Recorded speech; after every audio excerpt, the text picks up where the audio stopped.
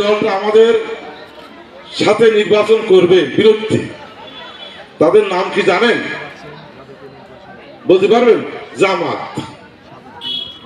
আমরা হচ্ছে বিএনপি, আর আমাদের প্রতিদ্বন্দ্বী হচ্ছে জামাত।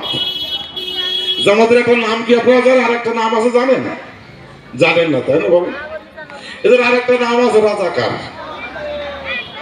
কথা ক্লিয়ার? এদের আর একটা বিশেষ নাম আছে, নামটা হচ্ছে রাজাকার। আপনি রাজাকার বললেই দেখবেন আওয়ামী লীগ রাগ করবে না, বিএনপি রাগ করবে না, জাতীয় পার্টি রাগ করবে না, রাগ করবে একটা দল, সেটা হচ্ছে কোন দল? এই জামাত। তাহলে তারা রাজাকার।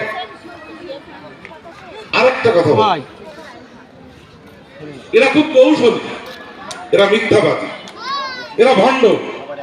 এরা আপনাদের বাড়ি বাড়ি যাবে, যে বু খালা বুবু নানি যত রকম কথা বলতে হয় আপনার বলবে। একটা কথা মনে রাখবেন, দুষ্টু লোকের মিষ্টি কথা, কথা ঠিক? দুষ্টু লোকের মিষ্টি কথা। ওরা আপনার বাড়িতে যাবে, আস্তে আস্তে আপনার পাশে বসবে, বসে ভালো মন্দ অনেক কথা বলবে। বলার পর বলবে, বু আসলাম আমার গ্রাম থেকে একটু আমাদের ভোটের জন্য। কার জন্য? আমাদের জামাত ইসলামের দাড়ি পাল্লার জন্য। তারপরে টাকা চাইবে, চাইবে।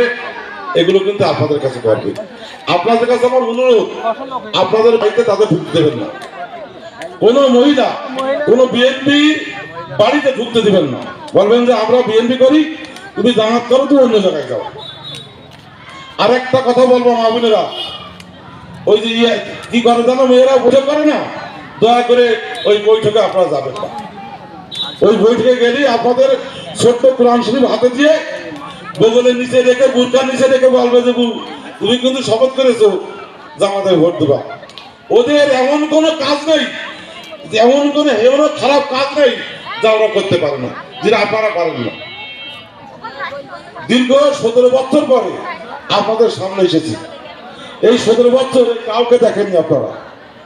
আল্লাহ সেই সুযোগ আমাদের দিয়েছে, আমরা যেন বাকি দিনগুলো আপনাদের সামনে আসতে পারি, আপনাদের ভালো মন্দ দেখতে পারি। সেই সুযোগ করে দেওয়ার জন্য একটা ভোট দরকার। সেই ভোটটা হচ্ছে ধানের শীষের ভোট।